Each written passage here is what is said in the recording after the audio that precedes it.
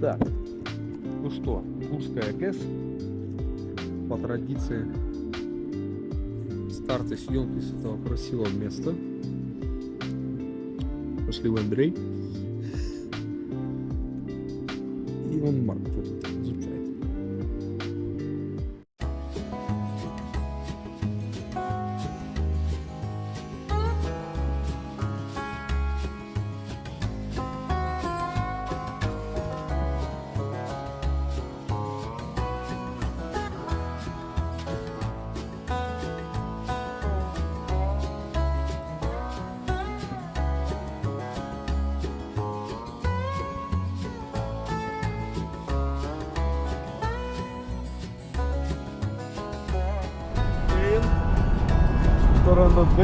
Звук!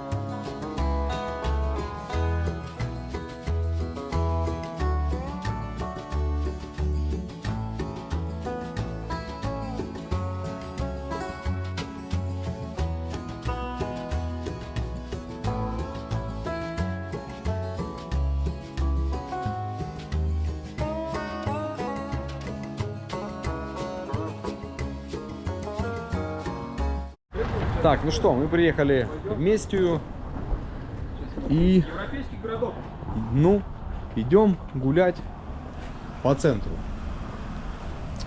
Будем снимать теперь для нового фильмика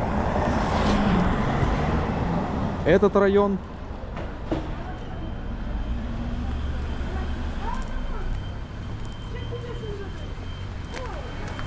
Чтобы, как говорится, передать зрителю это место, атмосферку, ну и все остальное. Так, вот центр Мести, вот за мной и за Марком это муниципалитет Местийский, это здание полиции. Ну и вот, собственно, центральная площадь. Там вверху смотровая вышка, озера Корунди. Ну, как-то так. Так, ага. Вечер вместе. Можно в спаре купить. Так, свет тут тоже, короче, на 60 Гц стоит. Тоже блымает. Мультифрукты, что там? Только сегодня и завтра с утра. Дальше.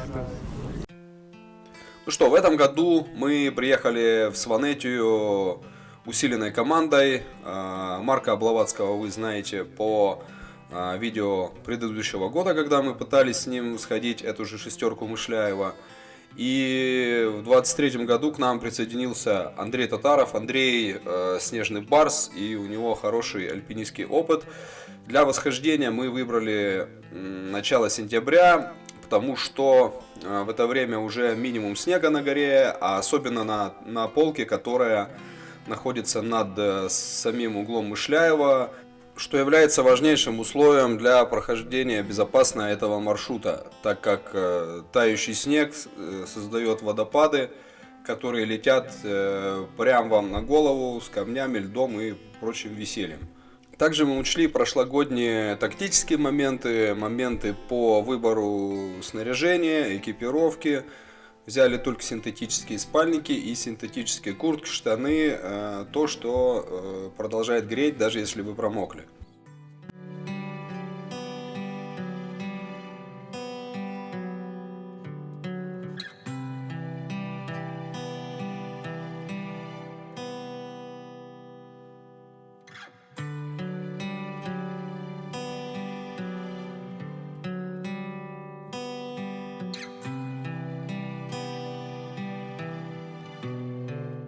Ну что, загрузили коня бедного.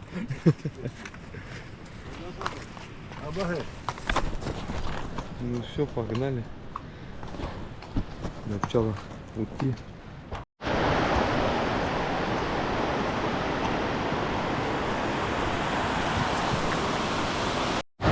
Так, ну наш любимый мостик.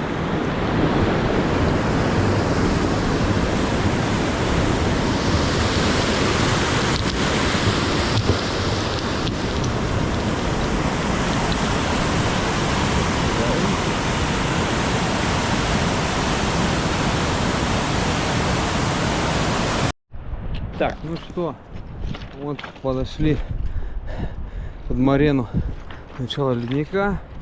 Ну и здесь турики ведут вот сюда, низом. То есть вот эту штуку немножко слева обходить. Есть по ней варианты, есть слева по левому гребню, туда в сторону горы. Так, ну что, мы часиков за 5 дотопали под стену. Сейчас будем тут себе площадку делать. В общем, вон туда уходит классика. То есть можно вот так в обход и через вот эту полку, а дальше сдюрферять практически уже на плато. Ну, либо через так слева направо и по леднику. Но это более так не очень. А нам, собственно, вот на этот столб и вот эту всю штуку по леднику, ну, когда тут снег, мы вот так обходили, и вот справа, с той стороны, налево заход на гребень и туда на грузинскую полку, вот туда. Дальше стена, там уже будет видно угол такой. Так, ну что, мы поставили лагерь, поели. Пойдем сейчас тюленить. Как хорошо приходить куда-то днем. Еще по поводу тропы, ну так, в зеркальном отображении, вы приходите, есть тропа по вот этому гребню, но она туда-сюда неудобная. А приходите вы отсюда, то есть когда сюда идете, это слева. Так, вот сдалека заметили какие-то вещи, ну, 100 метров от лагеря, что-то вытонуло. Ну, посмотрим, что. Пальцы, что ли?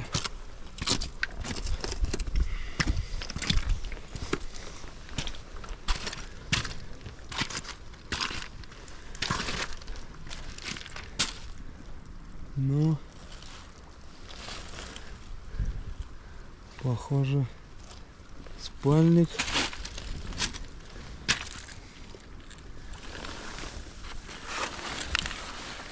Да, куртка, вещи какие-то. Ну, хорошо, без владельца. Много старых вещей здесь. Сумок, баулов тут лежит. Вот так вот. Так, ну что, утро. Мы начали движение по Марене. Еще раз по поводу классики вдруг. Отсюда будет удобнее. Вот он так на нем ночевки. Отсюда, тут обычно язык есть ледника. Вы по выравниваемым лбам, тут полочками слева обходите на него. И один из вариантов вниз и направо ледником идете, а другой вот на вот этот верхний ледник, вот этот жандарм слева и вот этой полкой идете. Так удобнее. А Мышляева вот сюда, вот это развальне, ну мы по центру пошли, потому что там все рваное, драное, дальше сейчас будем смотреть. Так, ну вот вы выгребли по леднику, подошли к кулуару и по кулуару налево, и от него по гребню, и вот этими уже штуками вот туда под стену. Маршрут вот эта трещина на стене. Так, ну, знаменитое место, где мы с Марком чуть не того.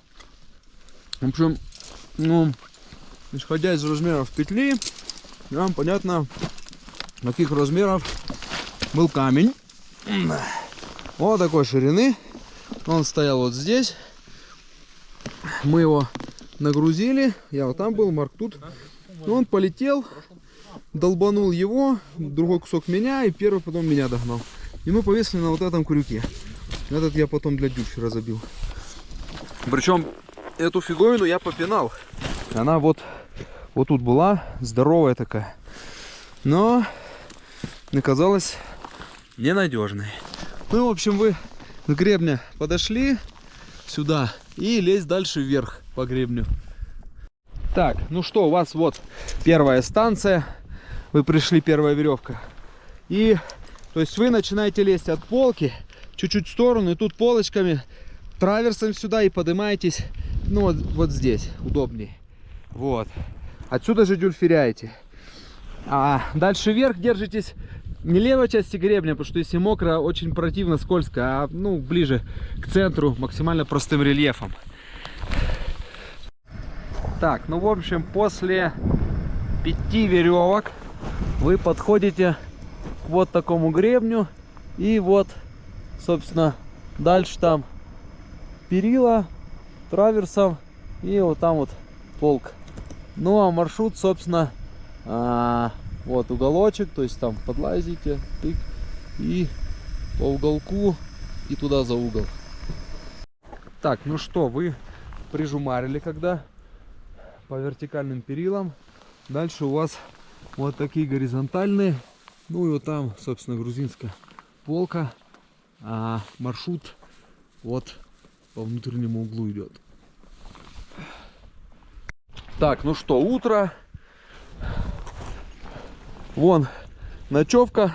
Вот там, где пакетики мы с забросочкой вот оставили. Ну вот там пониже. Подходите. Ну, в прошлый раз я от карниза слева лез, но там что-то не очень комфортно, поэтому сейчас вот так через полку и вот туда выход на полку и дальше траверс. Так, ну вот мы под уже знакомой стенкой, где вот эта страшнючая шестерка идет. Марк жумарит. Там вон остальное. И дальше вы с этой полки уходите. Сейчас покажу. Уходите вот сюда, да, внутренний угол, и дальше начинаете лезть по углу вверх. Ну что, опять началось. Задолбал. Опять фигачит. Ну что ты будешь делать? Ну как лезть? Ну ты блин, задолбал. Так, ну это у нас 5-я веревка. Ориентир крюк. Вот такая балда, петли тут еще мои с прошлого года. И лазание все-таки, когда вы лезете, там один справа внутренний угол, слева камин. Лучше камином, если сухо, там есть крюк посередине. Дальше в распорку, прям каминным лазанием выходите, проще получается. Дальше, в общем, вот туда вверх, вот там тоже каминчик мокрый, он обычно. Вверх по нему там крюк есть, и налево. И дальше вот налево уже уходит. Свежо. Ё-моё. Что тут у нас? Фу. Мокрые лазы не люблю. Так, ну чё? У нас гнездо у пацанов. Готовим.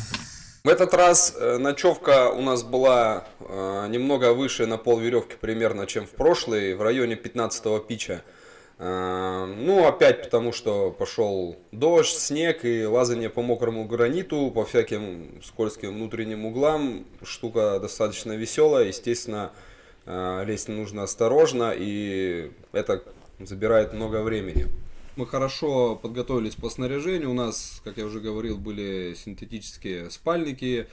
Единственный вопрос был в том, что у ребят была сидячая ночевка. У меня на самом деле планировалось тоже. Марк сетовал, что я себе выбрал самое лучшее место, хотя там лежал здоровый камень, который я не был уверен, что смогу отодвинуть. И мне повезло, что я его смог скинуть, и там появилась такая ниша, в которой можно было поспать.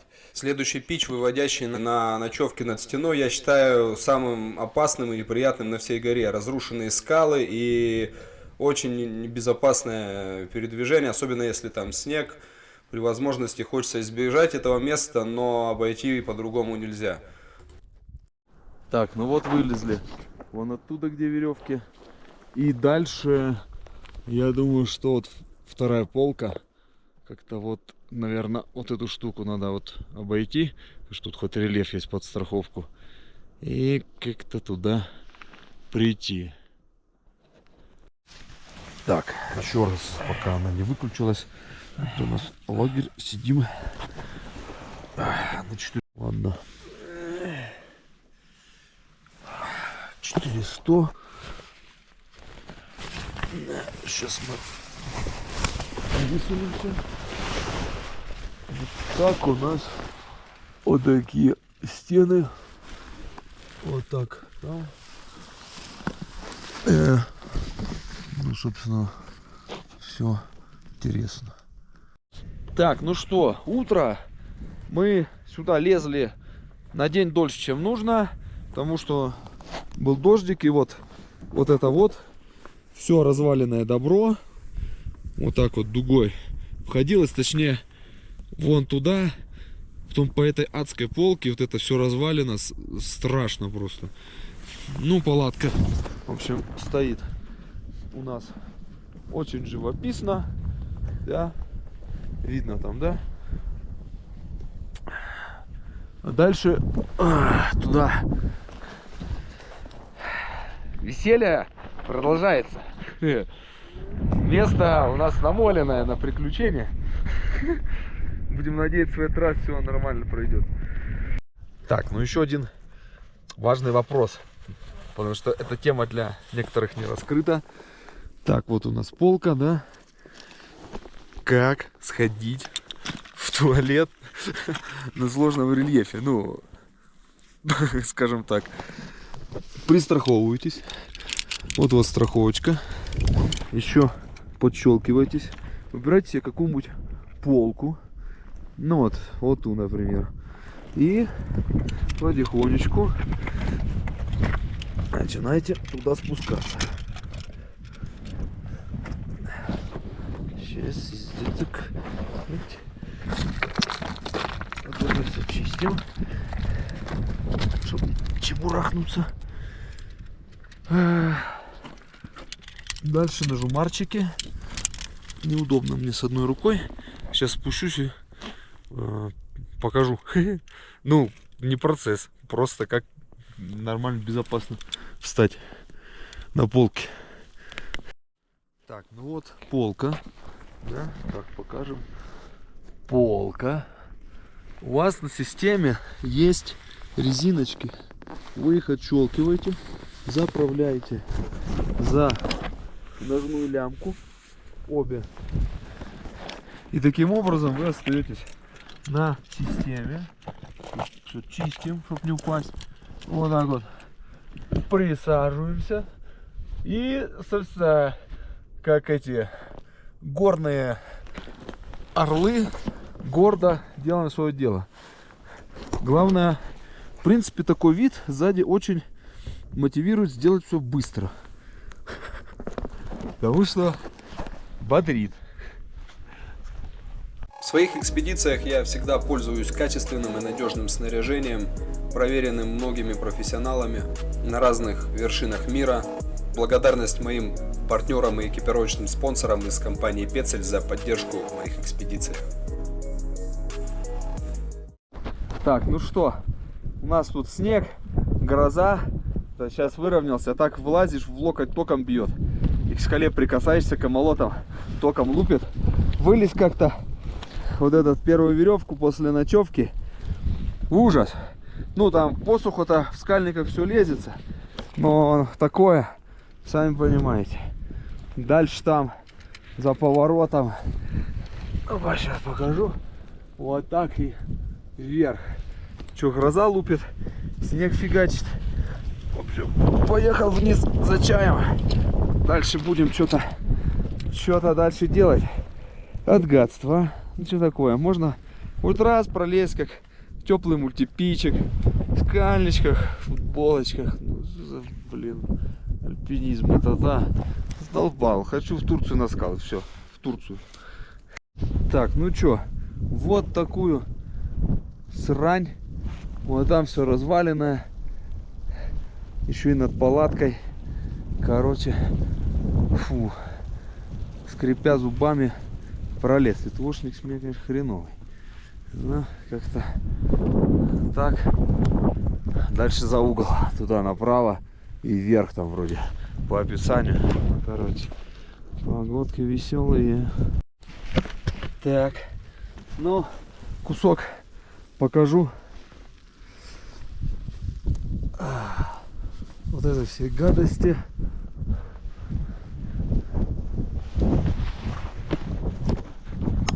Вот так. Точнее будет. Вот это всю дичь пришлось слезть. Так, еще маленький лайфхак. Как вам, например, вот у вас на карнизе перила, да, чтобы они не терлись до самого низа, нужно поставить их на точку промежуточную. Вот шлямбур более-менее. Попробуй одной рукой, что не получится, да снимем. В общем, вы встаете на самостраховку, расслабляете веревку, не выщелкивая ничего этого. Выдаете, опускаете спусковуху. Так, надо еще, может не получиться, но камера, поэтому так, вот дальше вяжете стремя одной рукой и помогаете себе зубами. Хотя раз, блин, неудобно. Так, раз. Вот так. Связали и щелкиваете в точку. Блин, сейчас неудобно. Раз, два, оставляя, ну, не, вот такой небольшой провис, затянули, дальше подбираете спусковуху,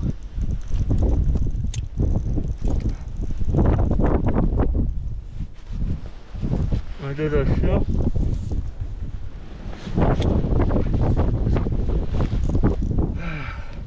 Подобрали, проверили, ослабляете самостраховку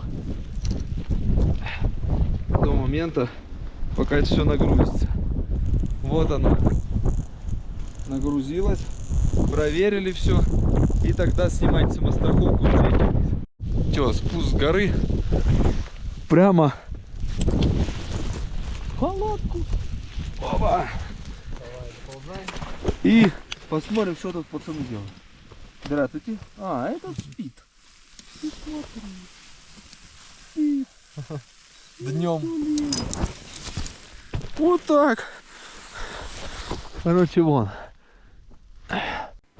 За предыдущий день удалось провесить только 1,5 веревки, потому что лезть нужно было осторожно. Все скалы, вся линия расположена четко над палаткой. Если из-под вас что-то вылетает, оно четко попадает по палатке. Именно поэтому я бы не рекомендовал, если есть возможность вылезти 2 веревки вверх, останавливаться на этом месте.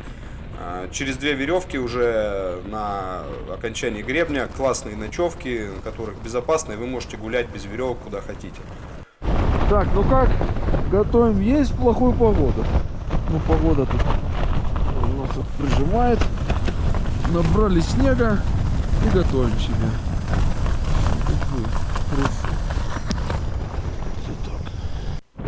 На следующий день поднялся ветер порывами до 60 км в час, что, конечно же, заставило нас задуматься, стоит ли продолжать восхождение, и мы переждали погоду в лагере. Палатка стояла в прямом смысле слова над пропастью, поэтому весь день провели мы в палатке, и ночью спали ребята головой в одну сторону, я в противоположную. Так как практически все вещи лежали в сторону одного тамбура, с утра я задумался, что же там за ним у нас находится в случае открытия молнии. И когда я увидел, что там 300 метров стены, хорошо, что палатка была надежно пристрахована веревкой, и никто из нее не вывалился ночью. Так, ну насчет хорошего вида с палатки.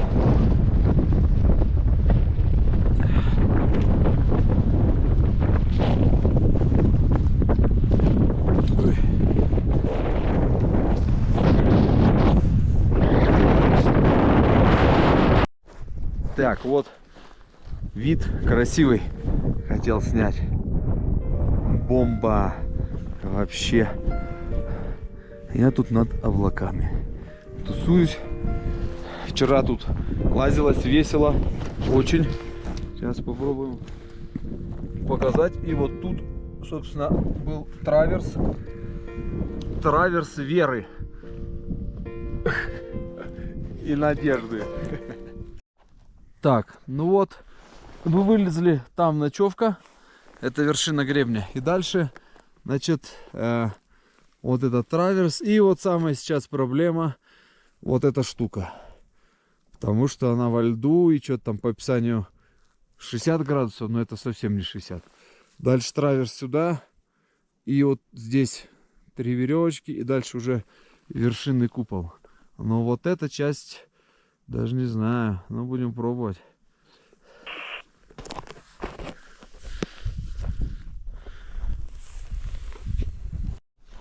Так, ну почти вылезли вот эту натечку. Она оказалась, к счастью, нормальной, то есть не вертикальной, как я переживал.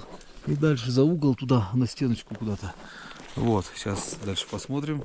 Вышло солнце, стало тепло. Что очень радует, потому что за последние дни ветра, снега, мы как бы подзамерзли. И ночью уже холодно. Так, чуть-чуть промахнулся. Вот крюк был, а я сюда вылез. Ну ладно. Вот наклонные плиты. И по ним вот сюда, вот тут еще 2 ключевые веревки. Дальше уже пологая. Ну, будем пробовать. Так, ну чё, все, мы в вершинные веревки лезем перед выходом на простой. Вот такой карниз с балконом тут, там точки. Это, короче, я думаю, наверное, самая бодрая веревка на всем маршруте. Мне показалось.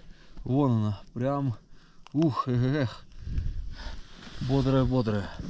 Дальше отсюда я прошелся за угол траверсом, вот так, подхватик берете. И проходите, там крюк, и за поворотом дальше крюк, и более нормальная щель. Потому что я сначала думал сюда ломиться, но если бы только кусочек был, ладно. А там дальше заледеневший угол такой мерзкий, и в него не хочется лезть. Короче, работаем. А вон и пацаны жумарят на фоне Мазери. Тун-дун-дун, ту-ду-дун, ту-ду-ду-ду-дун, ту-ду-дун.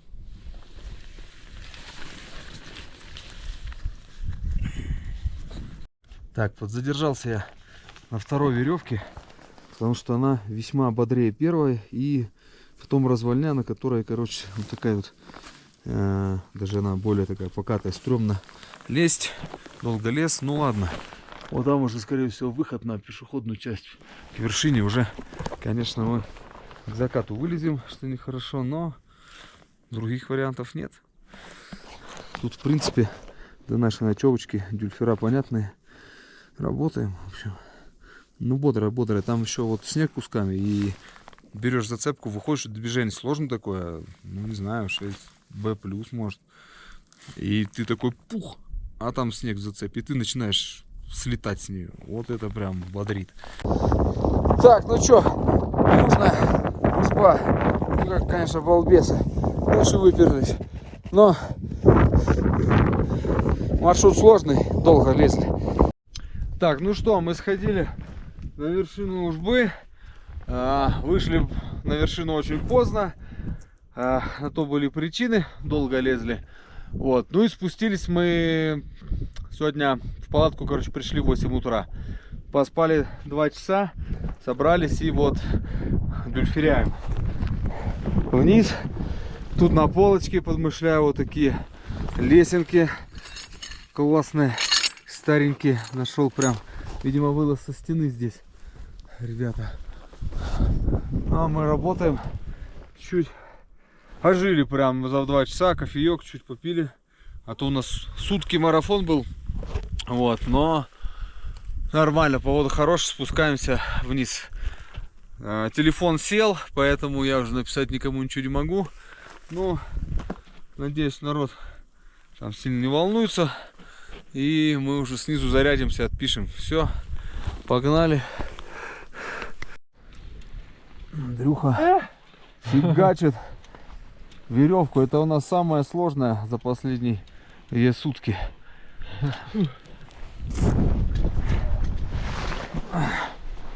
Так, а мы тут в углу тусуемся. В прошлый раз он и в позапрошлый был мокрючий. Вообще весь. И тут, глядите, кто к нам. Винни-Пух. Главное, чтобы рюкзаком не убил у нас. Андрюха, ты только на Стой, полку стой, и туда стой. жопой. Не прибей меня. Вот туда мастись. Че? Мастись туда, внутрь, в дупло. Разворачивайся. Ну либо стой так. Вот что мы уедем, чтобы ты спокойно там тусил. Так вот у нас тут тесненько. Кстати, это не в обиде. Но...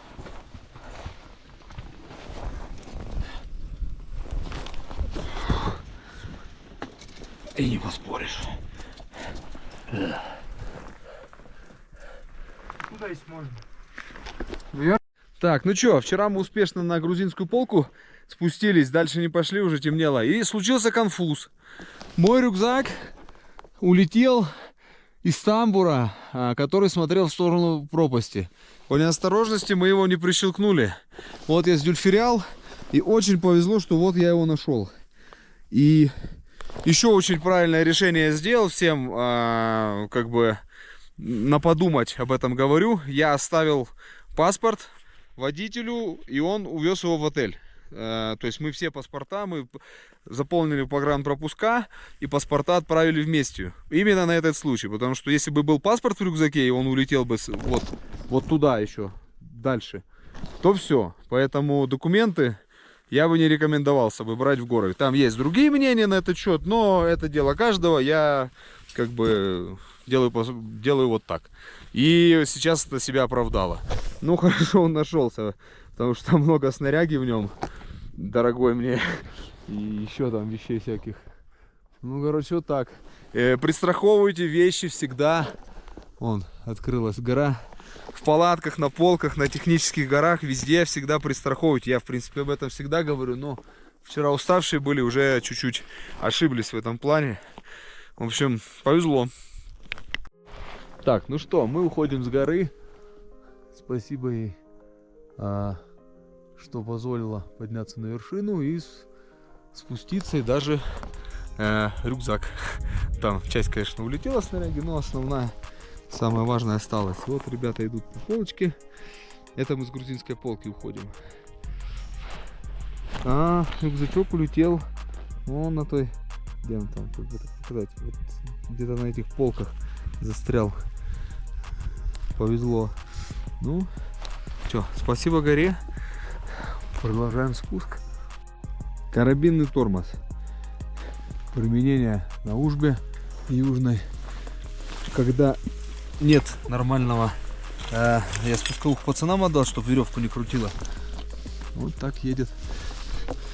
И на восьмерке как бы крутит, поэтому использую карабинный тормоз.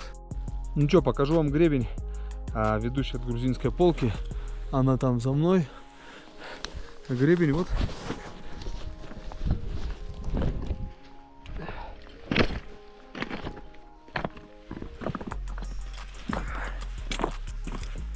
Его нам подзасыпало, поэтому придется чутка так.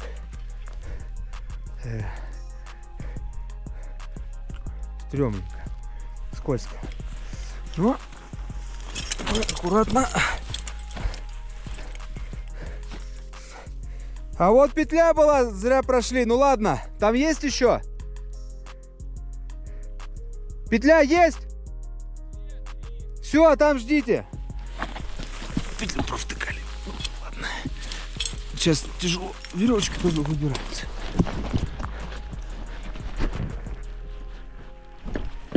И... Так, ну что, мы спустились на ледник. Вон наша геройская банда после шестерки. Вот башня Михаила Хиргяна, где он тренировался. Чтобы вы понимали, почему он так лазил. Вот на перебитой, да, веревка, походу? Да.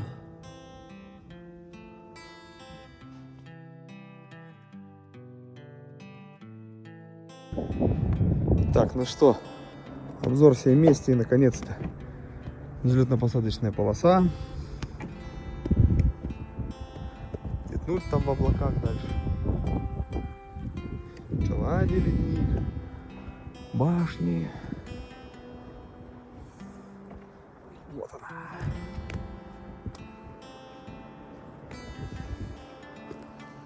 Так, ну что, едем на Хацвале прогуляться. Ужба – это известная и желанная для многих альпинистов гора, на чьих вершинах мне посчастливилось побывать 7 раз, примерно из 10 поездок. И, наверное, основное, что я понял касательно этой горы, да и не только, наверное, основное, вы не должны полагаться на везение. Опыт, знание маршрута, знание особенностей района, горы, тактики и умение дать правильную оценку и произвести правильный анализ ситуации, в которой вы находитесь, это умение дает максимальный процент вашей безопасности и успеха восхождения либо сохранения безопасности группы. Когда у нас поменялась погода, подул сильный ветер, конечно, мы приняли решение, что нам нужно на следующее утро уходить вниз. Мы списались с друзьями, отправили сообщение, так как там есть интернет. И когда я полез наверх снимать веревки, я увидел, что как раз этот сильный ветер очистил все скалы от снега, который очень в предыдущий день мешал работать на скале и создавал большие трудности. Мы посидели, подумали и решили, что мы попробуем сходить на вершину, если вдруг по пути что-то покажется нам небезопасным, какой-то снег на плитах или что-то, что покажется нам чересчур рискованным, мы сразу же разворачиваемся.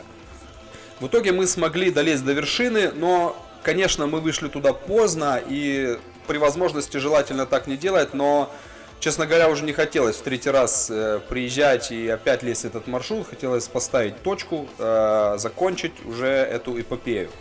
Маршрут Мышляева, мне кажется, это самая простая, доступная шестерка на Южном столбе. Но, конечно, нестабильная кавказская погода меняет очень многое. И даже если вы приезжаете в какой-то суперсезон, да, вам может повезти, как вот ребята, которые в двойке сходили в Мышляево, спустились через траверс, и один из них улетел на параплане. Это круто, классный стиль. Хорошая погода была, и это много решает. Но если что-то меняется, все становится в 2 раза сложнее и опаснее. Помимо погоды, второй особенностью этой горы является разрушенный рельеф. Даже после монолитной стены Южного столба вы попадаете в пояс разрушенных скал, покатых, на которых не застраховаться нормально, да и лезть страшненько. Если они еще покрыты каким-нибудь снегом, так и вообще не хочется туда, честно говоря, лезть. И это тоже нужно учитывать. На каждом из маршрутов на этой горе есть обязательно разрушенные участки, на которых нужно проявлять максимальную осторожность и понимать состояние этого участка. К примеру, камнем вам может перебить веревку, и для вас это не должно быть чем-то экстремальным. Завязали узлы и поехали спускаться, как было у нас после вершины. Нам перебило обе веревки, не полностью, но все равно это усложняло спуск. И также с вершины башни ночные дюльфера. Мне приходилось очень много раз, мне кажется, 4-5 раз я жумарил вверх, потому что заклинивались веревки, мы не могли их сдернуть. Это не супер посещаемый маршрут, как, к примеру, Габриэля, на котором уже все станции выверены, идеально прямые большинство, и вы знаете, с какой как легко уехать. Нет, здесь не так, и к этому тоже нужно быть готовым. Желаю всем безопасных, комфортных подъемов и спусков, правильной оценки своих сил и хорошей погоды в горах, хороших эмоций. Так, ребята, отель Сванети, каминчик и как бы,